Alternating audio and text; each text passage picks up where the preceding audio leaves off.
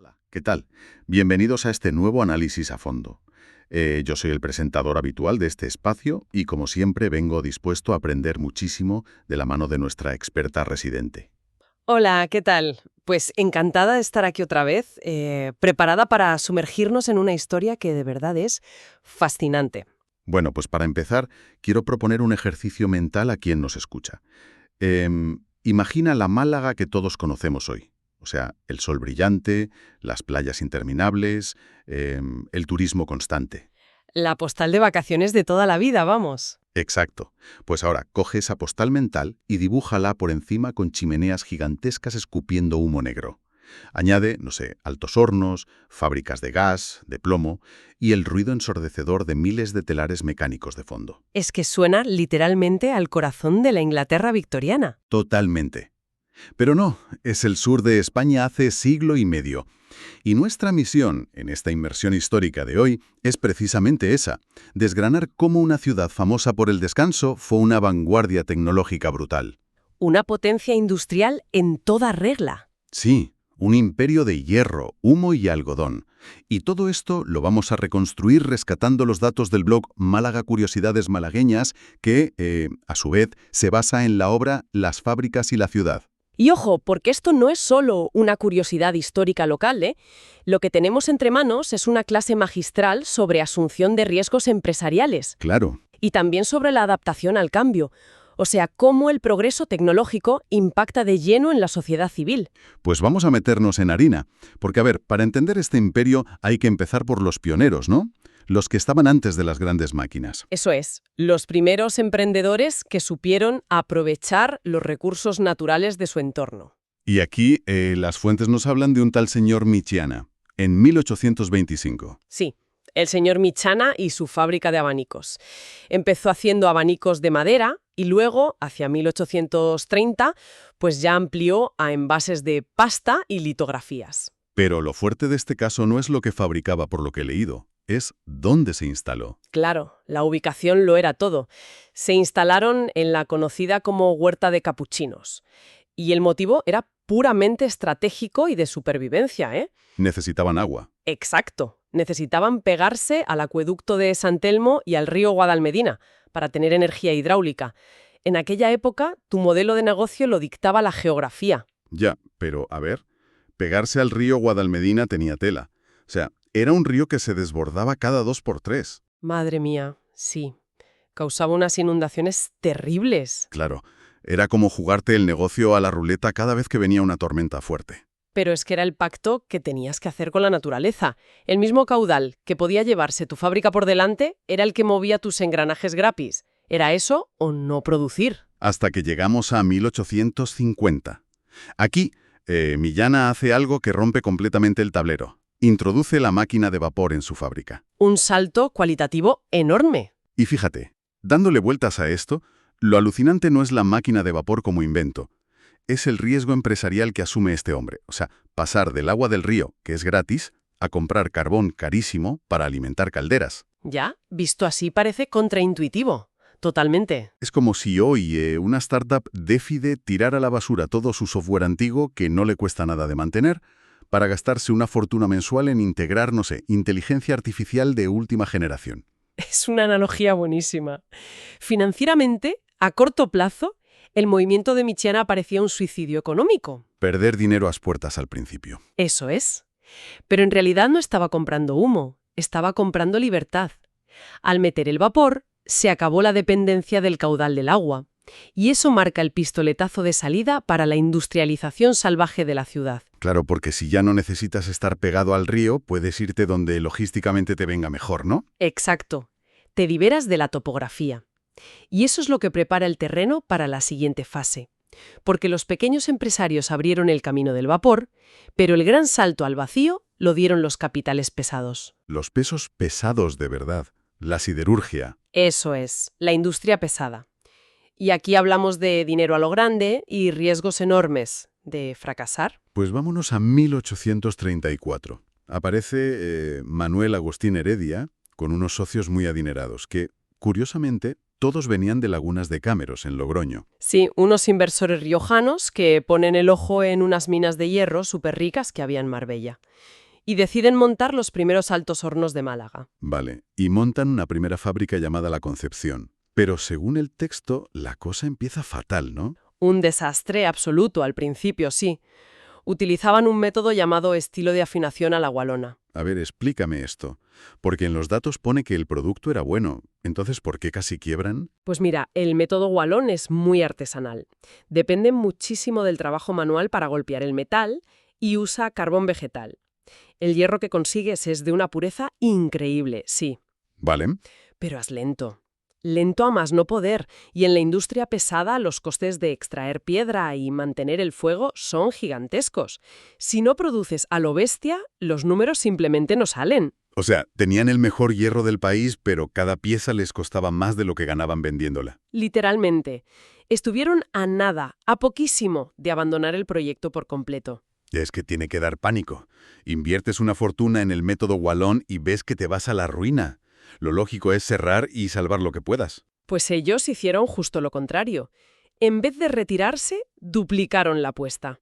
Asumieron que para salvar el negocio tenían que gastar todavía más. ¡Qué locura! Pivotaron hacia el sistema de afinación a la inglesa. Y entiendo que esto lo cambiaba todo, claro. Absolutamente todo. Pasaron de usar bosques enteros para carbón vegetal a usar coque británico. Implementaron hornos de pudelación que son mucho más rápidos quemando el carbono del hierro. O sea, perdían un poco de esa calidad artesanal extrema. Sí, pero multiplicaban la producción por 10. Entraron de lleno en la mentalidad de producción masiva. Y además fundan una nueva fábrica, ya definitiva, La Constancia. Y ojo a la logística de La Constancia. Porque esto me parece brillante. La montan fuera de la ciudad y pegada al mar. Una visión periférica tremenda la de Heredia. A ver, de primeras uno piensa, si te llevas la fábrica lejos, los obreros tienen que caminar kilómetros cada día. Parece un error logístico tremendo. No. Parecería un error si no cuentas el peso del hierro. Heredia calculó al milímetro que mover toneladas de carbón y mineral desde el puerto hacia el interior en carros de mulas era la ruina. Claro, el transporte por tierra era lo más caro. Exacto. Así que poner la fábrica en la playa abarataba el flete marítimo drásticamente. Lo de que los trabajadores tuvieran que andar era un coste menor para ellos. Y de paso, el viento del mar se llevaba el humo lejos de la población. Lo tenían todo pensado. Y bueno, el hierro levantó la infraestructura. Pero si hubo algo que trajo la riqueza de verdad desmedida y con ella unos problemas sociales tremendos, fue el algodón. Ah, el monopolio textil. Palabras mayores. Según las fuentes, había una rivalidad absoluta, a muerte, entre Málaga y Cataluña por el control del mercado español. Hasta la crisis de 1880 fue una carrera constante, y la joya de la corona en el sur fue la industria malagueña Sociedad Anónima. Que la fundaron, los herederos de Heredia en 1846 o 47, pero le pasaron el control rapidísimo a Martín Larios. Sí, y arrancaron con un capital inicial que era un disparate para la época, 240.000 duros. Madre mía. O sea, 60 acciones a 4.000 duros cada una. Y con eso montaron un modelo 100% inglés. Con todo lujo de detalles por lo que he visto. Máquinas de vapor, telares mecánicos de ultimísima generación, selfactinas para el hilado. Y en 1885 meten los telares Jacquard. Ojo con el Jacquard. Sí, es que esto permitía hacer tejidos estampados. Y esto me fascina porque los telares Jacquard funcionaban con tarjetas perforadas, ¿verdad? Exactamente.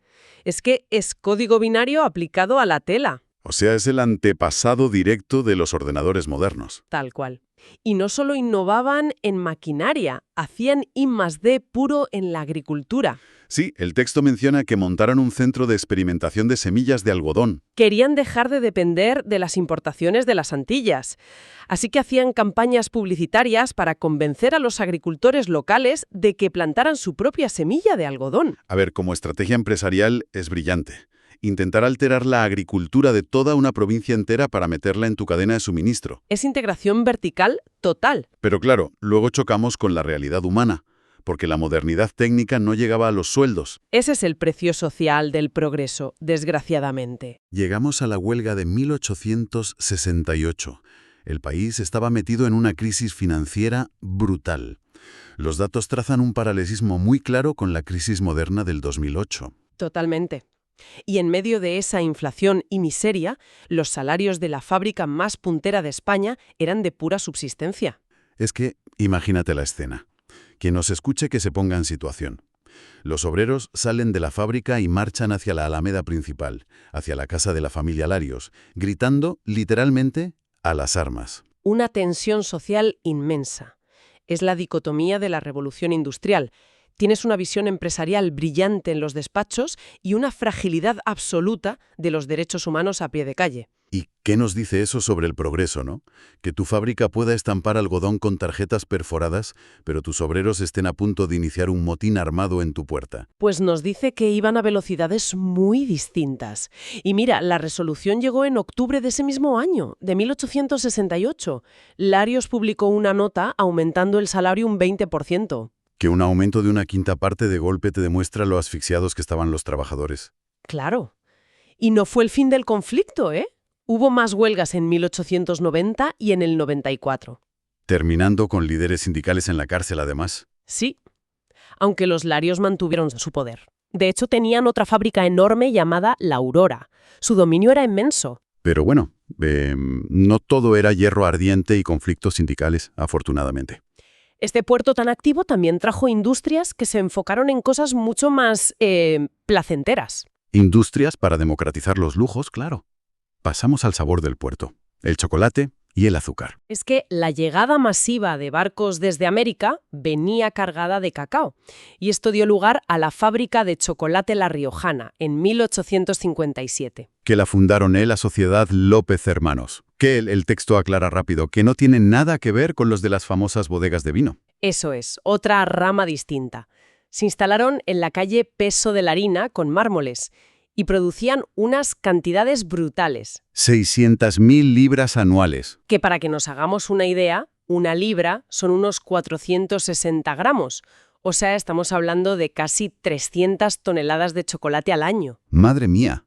Exportando a toda Andalucía e incluso mandando producto elaborado de vuelta a América. Un negocio redondo. Luego, en 1888, la heredó Donaje Gómez, que amplió el negocio metiendo galletas y bizcochos. ¡Qué rico! Y después, ya en 1902, pasó a manos de Leovigildo García. Y muy cerquita de esto, tenemos el que para mí es el caso más curioso de toda esta historia. La fábrica de azúcar La Concepción, fundada en 1862 por un tal José Smith. Ah, el señor Smith. Este es un personaje fascinante. Es que, fíjate en el perfil. Estaban en pleno boom del negocio de la caña de azúcar, ¿vale? Pero Smith no era un empresario al uso, era un inventor. Sí, diseñaba maquinaria industrial, norias de hierro. Ajá. Y según cuentan, el tío montó una fábrica de azúcar entera, enorme, solo para usarla de patio de recreo. Exacto. Quería probar sus inventos en un entorno real. Y cuando vio que las máquinas funcionaban, que la cosa iba bien, se aburrió. En 1868 cogió y la vendió. No le interesaban los negocios. Es que me río porque me recuerda muchísimo a los ingenieros de software de hoy en día. Totalmente. O sea, se encierran en el garaje a programar y cuando la startup empieza a dar dinero de verdad y les piden ir a reuniones de contabilidad o hacer planes de expansión, dicen, mira, te lo vendo y me voy a inventar otra cosa. Es el mismo perfil. Y mira, la vendió a un tal Ramón Porta Porta. Que este sí que era un gestor comercial puro. Claro. Y bajo su mando, la azucarera tuvo tantísimo éxito que hasta el rey Alfonso XII fue a visitarla en 1877. Tela. Esto demuestra que en un ecosistema sano necesitas a los dos, al genio creativo que inventa desde la base y al gestor que sabe coger esa innovación y escalarla al máximo nivel. Sí, los dos engranajes del éxito empresarial. Y bueno, acercándonos ya al final, el texto cierra con un apunte que me parece brillante para resumir cómo se adaptaba esta ciudad a absolutamente todo. Hablamos de la fábrica de herraduras, ¿no? Esa misma, una fábrica enorme de herraduras, que nació pura y simplemente porque, con tanta industria, aumentó muchísimo la caballería en la vida diaria de la ciudad. Lógico. Más transporte de mercancías, más mulas y caballos en las calles. Es el resumen perfecto. O sea, se adaptaron a importar maquinaria extranjera, a procesar materias primas americanas, a los lujos, a las huelgas e incluso a solucionar un problema logístico tan básico como errar a las mulas del transporte. Es que la ciudad física que habitamos hoy es el resultado de esas decisiones. Barrios enteros como el de Capuchinos nacieron porque esas antiguas huertas se transformaron en zonas industriales para esta gente. Todo ese despliegue nos ha moldeado. Y aquí es donde quiero dejar la reflexión final a nuestra audiencia. Porque, a ver, hemos analizado un imperio textil y siderúrgico colosal, con miles de trabajadores, visitas reales y exportaciones internacionales. Un gigante de la época.